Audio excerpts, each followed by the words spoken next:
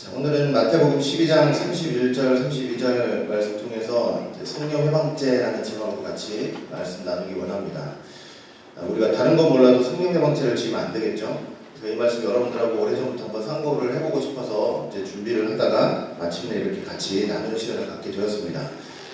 좀 어려운 내용이긴 하지만 그래도 이 본문의 철제 본문에 입각을 해서 하나 한 구절 한 구절 이렇게 살펴보다 보시면 이제 여러분들이 쉽게 이해할 수 있을 거라고 저는 생각을 합니다.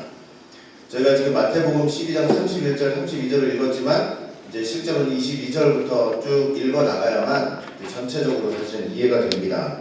차근히 우리가 읽어가면서 이제 성령 해방죄가 도대체 무엇인지 그렇게 좀 정리를 하는 그런 시간이 되었으면 좋겠습니다. 자, 먼저 마태복음 12장 22절을 한번 읽겠습니다. 그때 귀신 들려 눈 멀고 벙어리 된 자를 데리고 왔거늘 예수께서 고쳐주심에 그 벙어리가 말하며 보게 된지라. 자, 성령 해방죄에 대해서 설명을 하는데 사실은 이제 저기서부터 시작이에요. 저기서부터 시작인데 어떤 사람이 귀신이 들렸죠. 사단의 권세 아래 이제 사로잡혀 있는 그런 모습을 보여주고 있습니다. 또 그로 인해서 지금 보니까 눈도 보이지 않고 벙어리까지 됐어요. 뭐 귀신이 들린다고 전부 다 눈 멀고 그 다음에 벙어리가 되는 것은 아니겠지만 지금 저 사람의 경우에는 저 귀신 들려가지고 사단의 권세 속에서 지금 눈도 보지 못하고 그 다음에 말도 하지 못하는 이제 벙어리가 된 상태를 지금 설명을 하고 있는 것이죠. 자, 영적으로 볼 때 저렇게 사단과 마귀의 권세 아래 있으면 영적으로 보지도 못하고 말하지도 못하는 그런 상태가 된다는 것을 이제 우리에게 사실은 말씀하고 있는 것이죠. 하나님에 대해서 그 다음에 어떤 영적인 일에 대해서 보지도 못하고 말하지도 못하는 그런 상태, 그게 사단의 권세 아래, 귀신의 권세 아래 있는 그런 사람들의 상태, 영적 상태를 가리키는 것입니다. 반면에 요한 같은 경우에는 여러분들 잘 아시겠지만 요한일서 1절부터 3절을 보시면은 요한은 뭐라고 얘기를 했냐면 태초의 말씀 그리고 영생의 말씀에 대해서는 어떻다 그랬어요? 눈으로 보았고 귀로 들었고 손으로 만진 바 되었고 그리고 3절 보시면은 우리가 그렇게 보고 들은 것을 너희에게 전한다 이제 이렇게 얘기를 했잖아요. 그래서 귀신의 권세가 아니고 하나님의 은혜 속에 있는 사람들은 어떤 사람들이냐면 하나님의 말씀 그 귀한 영생의 말씀, 생명의 말씀을 본 자들, 들은 자들, 손으로 만지며 체험하는 자들, 그리고 그것을 전하는 자들. 이것이 바로 사단의 권세가 아니라 하나님의 은혜 속에 있는 사람들의 모습인 거예요. 근데 저 사람은 어쨌든 귀신이 들려서 지금 눈도 보이지 않고 이제 벙어리가 됐어요. 말을 하지 못하는 상태가 됐어요. 그걸 이제 예수님이 고쳐주신 거예요. 예수님이 딱 고쳐주셨어요. 뭐 어떻게 고쳐주셨다는 말은 없어요. 뭐 이렇게 안수를 해주셨다든지 뭐 어떻게 기도를 해주셨다든지 그런 말은 하나도 지금 기록되어 있지 않고 이제 고쳐주셨다고만 저렇게 말씀을 하고 있는 거죠. 근데 저렇게 고쳐주셨다라고만 이제 기록된 것은 뭐냐면 이제 지금 여기서부터 말하려고 하는 저 사건이 예수님의 그 기적 사건 자체에 대한 관심보다 이후에 이제 바리새인들과 이제 논쟁이 있을 것인데 이제 충돌이 있을 것인데 거기에 더 이제 관심이 집중되어 있다는 것을 보여주고 이제 있는 것입니다. 자, 예수님께서 이제 그를 딱 고쳐주시고 이제 눈도 뜨이고 말도 하게 되었어요. 이제 그렇게 된 것은 이제 사실은 예수님의 본질적인 사명을 보여주고 있는 거예요. 본질적인 사명. 그러니까 사단의 권세 아래에 있는 그 영혼들을 해방시켜 주시고 그 다음에 그 영혼을 고쳐주시는 예수님의 본질적인 사명에 대해서 말씀을 하고 있는 거죠. 사실은 예수님께서 이사야 선지자가 예언을 하였던 그 메시아적인 사명을 지금 감당한 것을 보여준 거예요. 이사야 선지자가 어떤 얘기를 했었냐면 이사야 29장 18절 보니까 그날에 귀 머거리가 책의 말을 들을 것이며 어둡고 캄캄한 데서 소경의 눈이 볼 것이다 라고 말씀을 하고 있죠. 이사야 35장 5절 말씀 봐도 그때 소경의 눈이 밝을 것이며 귀머거리의 귀가 열릴 것이다. 이사야 61장 1절 말씀 봐도 주 여호와의 신이 내게 임하였으니 이는 여호와께서 내게 기름을 부으사 가난한 자에게 아름다운 소식을 전하게 하려 하심이라.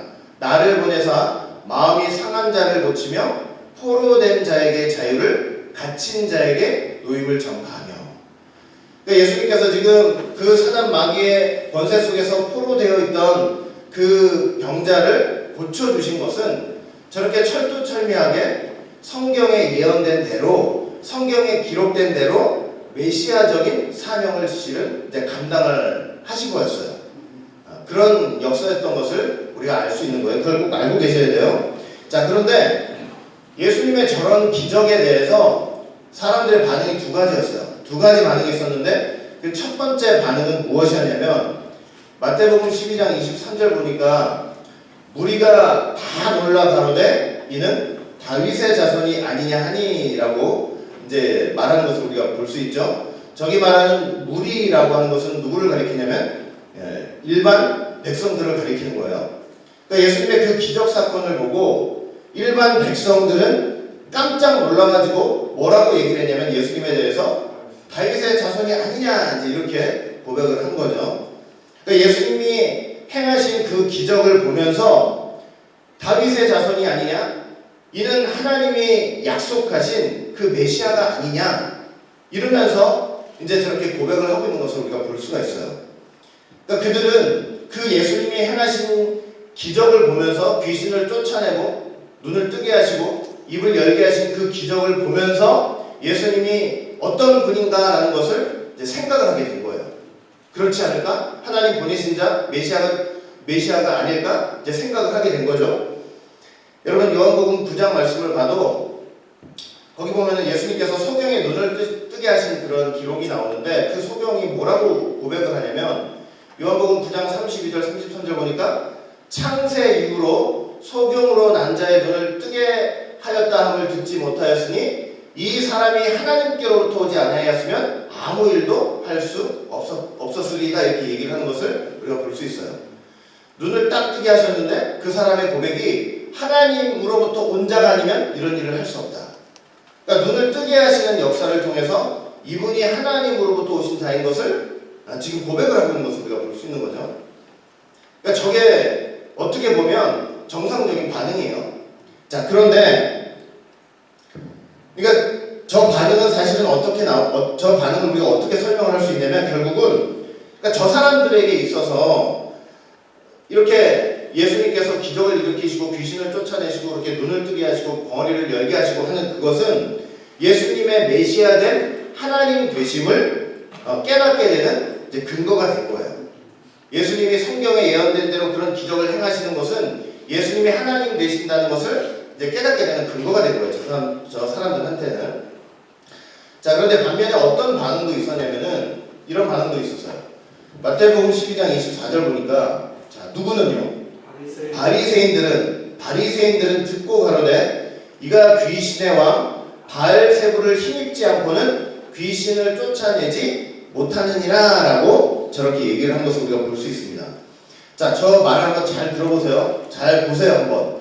저 말씀을 보시면 지금 바리새인들의 관심 속에는 예수님이 일으키신 그 기적에 대한 그 관심이 그다지 많지 않아요. 예수님께서 성경에 기록된 대로 메시아적 사명을 감당하셨다는 그 사실에 관심이 있지 않고 초점이 있지 않아요. 저 바리새인들 종교 지도자들이니까 성경 얼마나 많이 읽었겠어요. 그러니까 예수님이 오시고 메시아가 이 땅에 오시면 어떤 일이 있을 거라는 거, 귀신 쫓아내고 소경이 눈을 뜨고, 그러니까 어떤 일이 있을 거라는 것을 누구보다 잘 알 수 있는 계층인데도 불구하고 지금 예수님이 귀신 쫓아내는 것을 보고 거기에 대한 관심을 갖지 않고 자, 뭐라고 얘기를 하고 있냐면 바리새인들이 듣고 그랬단 말이에요. 그러니까 바리새인들이 듣고라는 것은 뭘 들었다는 소리예요? 일반 백성들이는 메시아가 아니냐 하는 그 말이 있죠. 그 말을 듣고 라고 얘기하면서 저가 귀신의 왕을 힘입어서 귀신을 쫓아낸다 이렇게 얘기를 했다는 거예요. 그러니까 그들은요 예수님의 행하신 기적을 보고 이 기적이 메시아적 사명이고 성경에 예언된 대로 기록된 대로 행하신 것이 아닐까라는 거기에 관심이 아니고 듣고 메시아가 아니냐, 일반 백성들이 메시아가 아니냐라고 하는 그 말을 듣고 마음의 시기 질투가 일어나고 분노가 크게 차가지고 예수님이 하신 일에 대해서 뭐라고 얘기한 거예요? 귀신의 왕의 힘을 힘입어서 그렇게 쫓아낸 것이다. 그렇게 얘기를 사실은 하고 이제 있었던 것입니다. 그러니까 예수님에 대해서 얼마나 모욕적인 언사를 사용한 것이며, 그리고 예수님의 그 행사에 대해서, 그 기적에 대해서 얼마나 신성 모독적인 그런 말을 사실은 한 것입니다. 그들도 눈이 있으니까 봤겠죠. 예수님께서 귀신을 쫓아내고 그 다음에 눈을 뜨게 하시고 벙어리에 입을 열게 하시고 분명히 봤을 거란 말이에요. 그러니까 그 사실을 부정할 수는 없었어요. 그런데 그들은요, 하나님으로부터 오지 않았다면 할 수 없었던 일, 그리고 하나님의 초자연적인 역사, 그리고 성경에 분명히 자기들이 읽었을 텐데 기록된 대로 그렇게 행하신 성령의 역사인데도 불구하고 그것을 어떻게 했냐면 고의적으로 부정을 하면서 저건 귀신의 왕 사단의 도움으로 저렇게 됐다고 얘기를 하고 있는 거예요. 그러니까 결론적으로 말하면 저것이 바로 성령 회방죄가 되는 거예요. 그러니까 예수님께서 성경대로 행하신 일이죠. 귀신의 왕이 아니고 성령의 능력으로 하신 일이죠. 그러니까 예수님이 성경대로 하신 일, 하나님의 성령을 힘입어 하신 그 일을 고의적으로 부정하고 회방하고 모독하는 거, 그게 바로 뭐냐면 성령 회방죄가 되는 거예요. 여러분, 그걸 부정하고 나니, 예수님의 성령으로 하신 일을 부정하고 나니, 그러니 그들은 예수님 앞에 나갈 수가 있겠어요, 없겠어요? 예수님 앞에 나갈 수도 없고 예수님을 깨달을 수도 없죠. 여러분, 예수님의 기적을 통해서 예수님이 어떤 분인가를 깨달아야 되는 거예요. 그러니까 일반 백성들은 예수님의 기적을 보면서 메시아가 아니냐 이랬잖아요, 말이에요. 다윗의 자손이 아니냐. 그런데 그 예수님의 기적을 보면서 저게 성령으로 하신 일이 아니고 귀신의 힘을 입어서 한 일이다 이러니 예수님을 깨달을 수가 있냐고요. 예수님 앞에 나갈 수가 있겠어요, 없겠어요? 죽어도 못 나가는 거예요. 절대로 못 나가는 거죠. 예수님 앞으로 나갈 수도 없으니 죄의 문제를 해결할 수도 없고, 그러니 이 세상과 오는 세상 속에서도 죄의 사함을 받을 수가 없는 거예요. 무슨 말인지 아시겠죠? 자, 그러니까 성령 회방죄가 이런 기본적인 개념이 있다는 걸 이제 기억을 하시면서 계속 보자고요. 예수님께서 저 바리새인들의 말을 들으시고 이제 대답을 하셔요. 어떤 대답을 하시냐면 마태복음 12장 25절 보니까 예수께서 저희 생각을 아시고, 그러니까 바리새인들의 생각을 아시고라고 지금 말씀을 하신 거죠. 그러니까 저 표현은 아주 철두철미하게 예수님의 신성, 예수님의 하나님 되심을 증거하는 독특한 표현이에요. 그러니까 예수님은 언제든지 사람이 무슨 생각을 하고 있는지, 그리고 사람의 속에 무엇이 있는지를 정확히 아시는 분이라는 거죠. 왜 그래요? 예수님은 하나님이시기 때문에. 예수님이 하나님이시니까 사람의 심장 폐부와 그 생각을 다 들여다보고 계시는 거예요. 자, 그렇기 때문에 예수님이 지금 그 바리새인들의 속도, 그 마음과 생각도 훤히 다 지금 들여다보고 계세요. 그들의 말이 얼마나 그 마음 깊은 곳에서 뿌리 깊은 그러니까 악한 의도를 가지고 했다는 것을 예수님은 지금 너무나 잘 알고 계시는 거예요. 자, 그러면서 말씀을 하세요.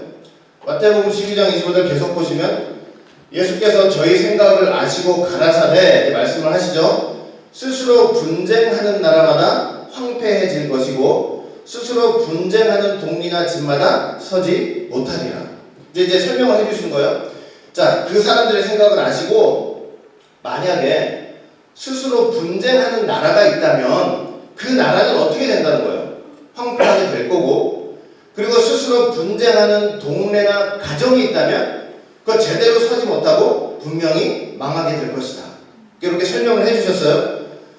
그러니까 분쟁하는 세계는 결과가 뭐라는 거예요? 황폐와 멸망이라는 거예요. 그러니까 서로 물고 뜯고 분열하면 결국은 망한다는 거예요. 자, 저 말씀을 왜 하셨느냐면, 자, 마태복음 12장 26절 보니까 사단이 만일 사단을 쫓아내면 스스로 분쟁하는 것이니 그리하고야 저의 나라가 어떻게 서겠느냐, 이제 이렇게 말씀을 하세요. 그러니까 너희 말대로 내가 만약에 귀신의 힘을 통해서 귀신을 쫓아낸 것이면 그건 결국 뭐라는 거예요? 사단을 쫓아내게 된다. 이제 이렇게 말씀하시는 거죠. 그러면 그 사단의 나라는 어떤 나라라는 거예요? 스스로 분쟁하는 나라가 되는 것이고, 그렇게 분쟁을 하게 되면 그 사단의 나라가 어떻게 된다는 거예요? 황폐하고 멸망하고 제대로 서지 못하게 되지 않겠느냐라고 지금 말씀을 하고 계시는 거죠. 그러니까 바리새인들이 귀신의 힘을 입어서 귀신을 쫓아낸다고 했던 그 말이 얼마나 지금 모순된 말인지를 예수님께서 지금 말씀을 해주고 계시는 거예요. 너희들 지금 너무나 모순된 말을 하고 있다. 지금 말씀을 하고 계시는 거예요. 그러니까 악의에 차가지고 내뱉는 그들의 말이 얼마나 모순된 말이냐. 여러분, 우리가 이럴 수가 있어요. 어떤 문제에 닥쳤을 때 내가 깊은 생각과 믿음으로 하지 않는 그런 말들은요, 악의에 차가지고 하는 말들이 어떻게 될 수 있냐면 저렇게 모순된 말이 될 수 있어요. 저 바리새인들 보세요. 하나님 믿는 사람들이 귀신 쫓아내는 거 하나님의 영의 일이라는 걸 알아야 될 거 아니에요? 그런데 예수님을 너무나 부정하고 싶은 나머지 스스로 자기가 어떻게 되고 있냐면 분쟁하는 세계가 돼버린 거예요. 귀신이 귀신을 쫓아낸다고 하는 말도 안 되는 소리를 하면서 분쟁하는 세계를 만들고 있는 거예요, 스스로. 얼마나 모순된 얘기를 하는 거며 얼마나 자기 신앙에도 말이 안 되는 소리를 하고 있는 거잖아요. 예수님 부정하고자 하는 그 마음 하나 때문에. 자, 그러면서 뭐라고 얘기했냐, 말라고 말씀을 하셨냐면 마태복음 12장 27절 보니까 내가 바알세불을 힘입어 귀신을 쫓아내면 너의 아들들은 누구를 힘입어 쫓아내느냐? 그러므로 저희가 너희 재판관이 되리라. 이런 말씀을 하셨어요. 자, 저기 보니까 내가 만약에 귀신의 힘을, 귀신의 왕의 힘을 입어서 귀신을 쫓아낸다면, 자, 저기 뭐라고 되어 있어요? 너희 아들들은 누구를 힘입어 쫓아내는 것이냐? 이렇게 말씀을 하셨죠? 저기 너희 아들들은 이제 어떤 걸 가리키냐면, 이제 바리새인들의 아들들이죠. 그러니까 바리새인들의 아들들이라는 것은 무슨 친자녀 이런 단순한 의미가 아니고, 바리새인 사람들, 그리고 바리새인들이 아는 사람들, 혹은 바리새인들의 가르침을 받고 있는 사람들, 그 당원들을 가리키는 거예요. 자, 그런데 그들 중에도 때때로 이렇게 귀신을 쫓아내는 일이 있었던 것 같아요. 그런데 바리새인들이요, 그들에 대해서는 예수님과 달리 호의적인 판단을 했던 거예요. 호의적인 얘기를 하고, 그러니까 그들과 이해관계가 동일했던 사람들에 대해서는 호의적인 판단을 한 거고 호의적인 얘기를 했던 거예요. 반면에 예수님께서 귀신을 쫓아내신 일에 대해서는 어떻게 얘기를 했냐면 아주 적대적으로, 그리고 신사고모독적인 판단을 하면서 아주 예수님을 나쁘게 얘기를 한 거예요. 귀신의 왕의 힘을 입어서 그렇게 귀신을 쫓아냈다. 그렇기 때문에 뭐라고 되어 있냐면 저희가 너희 재판관이 되리라. 그러니까 모순되게 판단한 너희는 반드시 하나님의 심판을 받게 될 거다. 지금 이렇게 말씀을 하고 계시는 거예요. 자, 저 말씀에 대해서 칼빈은 이렇게 해석을 했어요. 한번 들어보세요. 너희가 한 말을 정죄할 근거를 찾기 위해서 굳이 멀리까지 갈 필요가 없다. 너희는 내가 행한 이적들에 대해서는 바알세불을 힘입어서 행한 것이라고 말하면서 정작 너희의 자녀들이 동일한 일을 행할 때에는 그 일들을 칭찬한다. 그러므로 너희를 정죄하기에 충분한 근거는 바로 너희 집안에 있다. 이게 이해가 되시죠? 그러니까 그러면서 이제 예수님께서 그들을 저렇게 이제 책망을 하시면서 말씀을 하신 거예요. 자, 그런데 여러분, 예수님께서 저런 말씀들을 쭉 하시면서 사실은 이 바리새인들을 한테 하고 싶었던 얘기가 사실은 있었어요. 그게 뭐냐면 저렇게 분쟁하는 세계를 통해서 말씀하시고 싶었던 게 있었는데, 그건 뭐냐면 사단이 사단을 쫓아내면 그거 분쟁하는 세계고 망할 거 아니냐. 사단의 세계가 망할 걸 걱정하셔서 말씀하신 게 아니에요. 사단의 세계가 망하면 좋죠, 그죠? 지들끼리 분쟁해서 망하면 좋잖아요.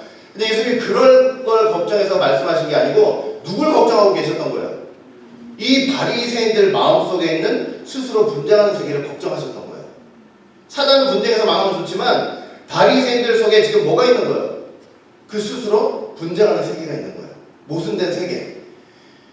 그렇게 분쟁하는 세계, 모순된 세계가 있으면 그 결국은 뭐가 되기 때문에 그래요?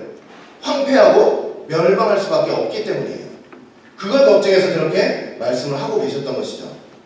그러니까 성령의 일을 너희들 고의적으로 그렇게 회방하면서 짓고 있는 너희들 반드시 어떻게 될 수 있다는 거예요? 황폐하고 멸망할 수 있다.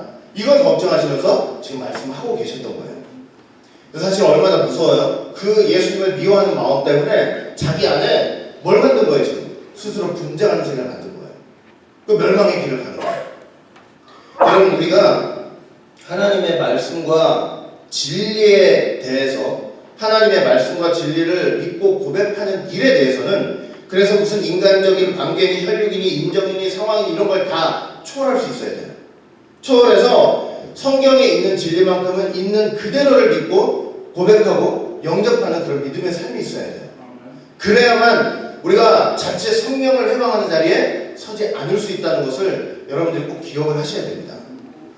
여러분, 예수님은요, 이렇게 바리새인들의 모습, 그 안에 스스로 분장하는 세계가 있다는 걸 드러내시면서 본인이 이렇게 귀신을 쫓아낸 중요한 의미를 설명하셨어요. 이제 어떻게 설명하셨냐면 마태복음 12장 28절 보면, 자, 그러나 내가 하나님의 성령을 힘입어 귀신을 쫓아내는 것이면 하나님의 나라가 어떻게 해요?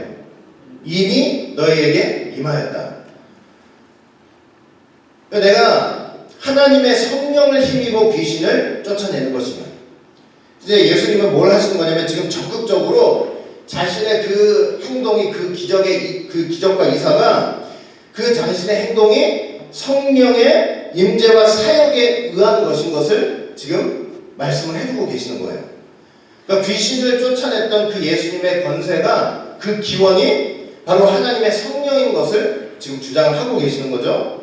내가 성경대로, 그리고 성령의 역사대로 지금 그렇게 하고 있는 거야 라고 말씀을 해주시는 거예요. 그렇다면 하나님의 나라는 어떻게 된 거예요? 이미 왔다고 얘기를 하시는 거예요.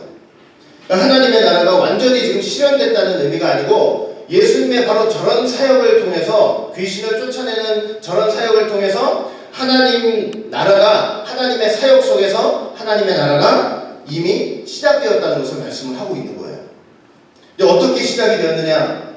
자, 마태복음 12장 29절 보면, 자, 우리 저 말씀 많이 읽어봤죠? 사람이 먼저 강한 자를 결박하지 않고야 어떻게 그 강한 자의 집에 들어가 그 세간을 늑탈하겠느냐? 결박한 후에야 그 집을 늑탈하리라. 자, 저 말씀 무슨 말씀이냐면, 자, 만약에 예를 들어서 도둑놈이 있어요. 그 집을 털려고 그래요. 근데 그 집에 어마무시하게 힘쓴 사람이 있는 거예요. 그러면 그 집을 털려면 어떻게 해야 돼요? 먼저 뭐부터 해야 돼요? 무턱대로 들어갔다가는 그 강한 자한테 잡혀가지고 쫓김을 당하겠죠? 그러니까 제일 먼저 해야 될 일이 그 강한 자의 집에 들어가가지고 그 강한 자를 먼저 결박하는 게 먼저라는 거예요. 그래야만 그 집에 들어가서 세간을 늑탈할 수 있다, 이렇게 말씀을 하시는 거예요. 마찬가지로 지금 예수님께서 귀신을 쫓아내신 저 행동이 어떤 의미냐면, 예수님이 귀신을 쫓아내심은 바로 그 사단 마귀를 먼저 뭐 하시는 역사라는 거예요? 결박하시는 역사라는 거예요. 결박하셔가지고 그 사단의 권세 속에서 신음하고 있는 자기의 백성들을 꺼내오시는 역사라는 것을 말씀을 하고 있는 거예요. 그러니까 예수님이 귀신 들린 자 귀신 쫓아내신 게 바로 뭐였다고요? 강한 자를 결박하시는 역사였어요. 그리고 그 귀신의 권세 아래서 신음하던 영혼을 꺼내오시는 역사였어요. 그리고 그 영혼이 바로 하나님 나라의 백성이 되는 것이고, 그 영혼들을 통해서 하나님의 나라가 시작이 되는 거예요. 그러니까 그런 엄청난 일을 지금 하고 계신다고, 이게 사실 그런 일의 의미라고 설명을 해주고 계셨던 거예요. 그러니까 얼마나 귀해요. 그러니까 그 성령으로, 성경대로 예언된 그대로 성령으로 그렇게 귀신을 쫓아내는 게 얼마나 귀한 일이냐고요. 그런데 그걸 고의적으로 뭐라고 왔어요? 사단 마귀의 짓이라는 거예요. 사단 마귀의 짓. 스스로를 분열시키면서. 얼마나 악하고, 그게 결국은 용서받을 수 없는 죄가 되는 거예요. 자, 그러면서 예수님께서 이제 결론적으로 이제 오늘 본문을 통해서 성령 해방죄에 대해서 설명을 하시는 거예요. 자, 설명을 하시는데 어떻게 하셨냐면, 오늘 본문 말씀이죠. 자, 한번 저거에 중요한 말씀이니까 잘 한번 보세요. 내가 너희에게 이르노니 사람의 모든 죄와 회방은 사하심을 얻되 성령을 회방하는 것은 사하심을 얻지 못하겠고, 누구든지 말로 인자를 거역하면 사하심을 얻되 누구든지 말로 성령을 거역하면 이 세상과 오는 세상에도 사하심을 얻지 못하리라. 그러니까 저 말씀은 방금 제가 쭉 말씀드린 이런 본문의 배경 속에서만 봐야 저게 확실히 이해가 돼요. 자, 한번 잘 보자고요. 사람의 모든 죄와 회방은 어떻게 된대요? 사하심을 얻을 수가 있다고 말씀을 하고 계세요. 그러니까 사람에 대한 모든 죄와 회방, 모독은 용서받을 길이 있다는 거예요. 사람이 어떤 죄를 짓더라 할지라도 하나님의 은혜 속에서 회개하고 믿으면 용서해 주신다는 하나님의 크신 은혜와 사랑을 지금 나타내주고 있어요. 그 이사야 1장 18절 말씀 보시면 뭐라고 하고 있냐면 여호와께서 말씀하시되 오라 우리가 서로 변론하자. 너희 죄가 주홍 같을지라도 눈과 같이 희어질 것이고 진홍같이 붉을지라도 양털같이 되리라. 이렇게 말씀하시면서 자기 백성의 죄를 용서하시는 하나님의 크신 은혜를 지금 나타냈단 말이에요. 그 말씀처럼 사람의 모든 죄와 해방은 용서받을 길이 있어요. 자, 그리고 뭐라고도 하셨냐면은 32절 보니까 누구든지 말로 인자를 거역하면 사하심을 얻대. 자, 저 말씀은 여러분들이 확실히 이해가 되세요, 안 되세요? 말로 인자를 거역하면 사하심을 얻는데요. 저 인자는 누굴 가리키는 거예요? 예수님을 가리키는 거죠. 근데 말로 인자를 거역하면, 예수님을 거역하면 사하심을 얻을 수 있다, 이렇게 말씀을 하고 있는 거죠. 쉽게 이제 이해가 안 될 수도 있는데, 여러분 사도 바울의 예를 딱 들면 여러분들이 금방 이해하실 거예요. 사도 바울이 빛을 만나가지고, 그러니까 성령의 역사 속에서 빛을 만나가지고 이제 예수님을 깨닫게 됐죠. 예수님이 누군가 알게 됐죠. 자, 그런데 예수님이 누군가, 그 빛과 성령의 역사를 통해서 예수님이 누군가 알기 전에 바울은 어떤 사람이었냐면 예수님을 해방하던 자고 예수님에 대한 모독자였어요. 자, 디모데전서 1장 13절 보니까 분명히 고백을 하고 있죠. 내가 전에는, 저 전에는이라고 하는 게 무슨 뜻이에요? 빛을 통해서 예수님을 만나기 전에, 예수님을 깨닫기 전이죠. 내가 전에는 해방자요, 핍박자요, 포행자였으나 그랬죠. 그러니까 분명히 예수님 빛을 통해서 만나기 전에, 성령을 통해서 만나기 전에 예수님을 어떻게 했겠어요? 모독했을 거예요, 분명히. 그리고 그 예수 믿는 백성들 잡아 끌고. 자, 그러면 예수님에 대해서 해방되고 핍박되고 포행자면 어떻게 돼야 돼요? 당연히 지옥불에 떨어져야죠. 그런데 뭐라고 돼 있어요? 도리어 긍휼을 얻었다는 거예요. 긍휼을 얻은 것은 왜 그렇대요? 내가 믿지 아니할 때 믿지 못하고 행하였습니다. 이렇게 말씀을 하고 있어요. 그 뭐냐면 분명히 말로써 인자를 모독하고 해방을 했는데도 불구하고 저렇게 긍휼을 입을 수 있었던 이유는 뭐냐면 내가 알지 못하고 있었기 때문입니다. 여러분 어느 날 여러분들이 아무것도 모를 때 어느 날 예수님이 여러분들 눈앞에 딱 사람으로 딱 오신 거예요. 여러분들이 그 당시에 살았다고 생각해 보세요. 예수님이 어느 날 여러분들 앞에 딱 서가지고 내가 그다 이제 그랬어요. 여러분들이 그 얘기를 딱 듣는 순간 무슨 생각을 하겠어요? 말은 혹시 안 할지라도 그 마음의 생각 속에서 얼마나 그 예수님을 모독하겠냐고요. 저 정신병자 같은 인간 보라고요. 그렇죠? 그러면 예수님에 대해서 저 정신병자 같은 인간 보라고 하면 그 사람은 어떻게 돼야 돼요? 단순히 생각하면 지옥 가야죠, 그죠? 예수님을 지금 부인하고 있으니까. 자, 그런데 그게 아니고 그렇게 알지 못하고 믿지 못할 때는, 깨닫지 못했을 때는 예수님을 회방할 수도 있고 모욕적인 언사를 할 수도 있지만, 그렇지만 그 사람은 어떻게 할 기회가 있냐면 긍휼을 입을 기회가 있어요. 그렇죠? 나중에 깨닫고 그 성령의 역사를 통해서 깨닫고 회개하면 용서받을 수 있는 기회가 있는 거예요. 긍휼하심을 받을 수가 있는 거예요. 그러니까 그런 의미에서 인자를 말로 거역해도 사하심을 받을 수 있다는 그런 말씀을 하고 있는 거예요. 그러니까 이해가 되시죠? 자, 그런데 분명히 알아야 될 것은 뭐냐면, 우리가 분명히 뭘 알아야 되냐면, 어떤 죄만큼은 사하심이 없대요. 성령을 해방하는 것은 사하심을 얻지 못한대요. 말로 성령을 거역하면 이 세상과 오는 세상에도 사하심을 얻지 못한다고 분명히 말씀하셨어요. 그러니까 몰라가지고 인자를 거역하고 모독하는 것은 기회가 있는데, 뭘 해방하는 것은? 성령을 해방하고 성령을 말로 거역하면 그거는 기회가 없다는 거예요. 그거는 용서가 안 된다는 거예요. 자, 그러면 이게 무슨 뜻일까요? 이것은, 자, 저건 어떤 의미냐면, 이제 여러분들이 쭉 들어왔기 때문에 이제 감을 좀 잡으실 거예요. 여러분 성령이 어떤 일을 하시는지 알면 쉽게 이해가 돼요. 성령님께서 어떤 일을 하시는지 알면. 성령님은 창조와 구속의 완성자가 되시죠. 완성자가 되세요. 이제 구원의 과정 속에서도 성령님은 어떤 일을 하시냐면 죄인들로 하여금 죄를 깨닫게 하세요. 누가 하시는 일이에요? 성령님이 하시는 일이에요. 내가 죄를 깨닫는다는 그게 아니에요. 성령님께서 깨닫게 하시기 때문에 깨달아지는 거예요. 하나님이 부르셔요. 그런데 그 부르심에 응답하게 만드는 것도 누가 하시는 일이에요? 성령님이 하시는 거예요. 제가 여러 번 말씀드렸죠. 하나님의 부르심은 외적 부르심도 있고 내적 부르심도 있다고 그랬죠. 외적 부르심은 뭐예요? 누구에게나 예수의 복음이 선포되는 거예요. 근데 누구에게나 선포되지만 누구나 다 구원받지는 못하죠. 그런 속에서 어떤 사람들이 구원받냐면 내적 부르심을 받은 사람들. 그러니까 성령께서 그 들은 바 복음을 믿게 하시고 알게 하신 사람들이 구원받는 거예요. 그게 누구의 일이에요, 그게? 성령이 하시는 일이죠. 그리고 그래서 결국은 예수님을 깨닫게 하시는 것도 누구의 일이냐면 성령님의 일이시고. 그리고 그렇게 하나님의 백성 돼가지고 하나님의 말씀을 들을 때 그 진리의 말씀을 역시 깨닫고 알게 되는 것도 다 누구의 일이에요? 그것도 성령님의 일이신 거예요. 자, 그런데 그렇기 때문에 사람이 알지 못하고 이 성령의 역사를 경험하기 전에 하나님을 멀리하고 예수님을 미워하고 모독하는 말을 할 수가 있어요? 그렇죠? 그럴 수가 있지만 그럼에도 불구하고 그 성령의 거듭나게 하시는 그 역사를 통해서 중생할 수 있고 회개할 수 있고 참여할 수 있는 기회가 있는 거예요. 이해가 되시죠? 그런데 이 성령의 역사를 거부해버리고 이걸 적극적으로 비방하고 이걸 모독하고 방해하는 것은 결국은 뭐냐면 참회하고 중생할 수 있는 길을 다 막아버리는 거예요. 그 성령의 역사를 고의적으로 방해하는 것은. 그렇기 때문에 그 죄는 용서받을 수가 없는 죄가 되고 예수님 앞에 나갈 수가 없으니까 이 세상과 오는 세상에서도 사하심을 얻지 못하는 그런 죄가 되는 거예요. 제가 좀 더 쉽게 말씀을 드리면 이거예요. 예수님이 성자 하나님이시죠. 성자 하나님. 근데 그 하나님께서 성육신 하셔가지고 육신을 가지고 이제 이 땅에 오셨어요.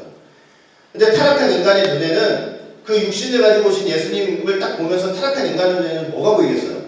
그 육신만 보이겠죠. 인간만 보일 거 아니에요? 그 안에 있는 하나님을 봐요, 못 봐요? 그 안에 있는 신성을 못 보잖아요. 그 깨닫지도 못해요. 그때 그렇게 예수님을 알지 못할 때는 깨닫지 못하기 때문에 예수님을 욕할 수도 있고 모독할 수도 있어요. 사도 바울처럼 예수님에 대해서 회방자가 될 수 있고 포학자가 될 수 있고 그렇게 포행자가 될 수도 있는 거예요. 자, 그런데 그런 가운데서 성경과 여러분들 갖고 계신 이 성경과 성령이 하시는 일이 뭐냐면 성경은 예수님에 대해서 증거를 했죠. 그리고 성령은 그 증거를 믿는 성도들 마음에 적용을 시키는 거예요. 믿도록, 깨닫도록. 그런데 그 성경을 끝끝내 부정을 해버리고 그 성령의 역사를 고의로 자꾸 방해하고 모독하고 회방을 하게 되면 그러면 예수님 앞으로 끝까지 나올 수가 없는 거예요. 그러면 예수님 앞으로 나갈 수가 없는 거예요. 예수님 모르면 심판에 처해지게 되는 거죠. 그러니까 결국 성령 회방죄라는 것은 좀 여러분들 이해하기 쉽게 말씀을 드리면 성경, 하나님의 말씀 그리고 성령의 역사에 대해서 끝내 고의적으로 적극적으로 모독하고 비방하는 역사를 가리키는 거예요. 가장 쉽게 얘기하면 여러분들이 성경을 끝끝내 부인하는 거예요. 성경을. 성령의 감동으로 된 이 성경, 하나님의 말씀을. 그래서 여러분 하나님의 말씀과 그 말씀 속에서 역사하시는 하나님의 성령의 감동하심 그 감화함의 역사를 의도적으로 배척하고 거부하는 거예요. 여러분 그러니까 우리가 신앙생활 하면서 절대로 성경이고 뭐 하나님의 말씀이고 필요 없다 성령이 뭐냐 다 필요 없다 이러면요 그게 성령의 형제가 돼요. 네? 그거 없이 어떻게 예수님 앞으로 나가냐고요. 몰라서 예수님을 모독할 수 있는데 그걸 통해서 예수님 앞에 나가야 되는데 예수님이 성령으로 그 귀신을 쫓아내는 권세를 하셨는데 그러면 그걸 가지고 예수님을 깨달아야 되는데 그거 자체를 귀신이라고 얘기하면 어떻게 예수님 앞에 나가냐고요. 절대로 하나님의 말씀을 가지고 성령의 역사를요 모독하는 자리에 서면 절대로 안 됩니다. 그래서 이해가 되세요? 성경을 부정하시면요 절대 예수님 앞으로 못 나가요.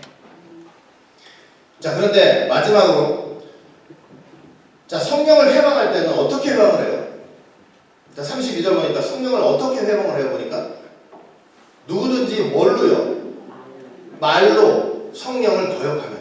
그러니까 성령을 회방할 때 어떻게 하냐면 말로 해요. 말로. 자, 그러니까 여러분 우리가 항상 이 신앙생활하면서 우리가 신앙생활하는 사람들이 정말로 조심하고 항상 경계해야 되고 근신해야 될 게 뭐냐면 바로 요 입이에요. 입. 네? 요 주둥아리. 네? 이 입을 제일 조심해야 돼요.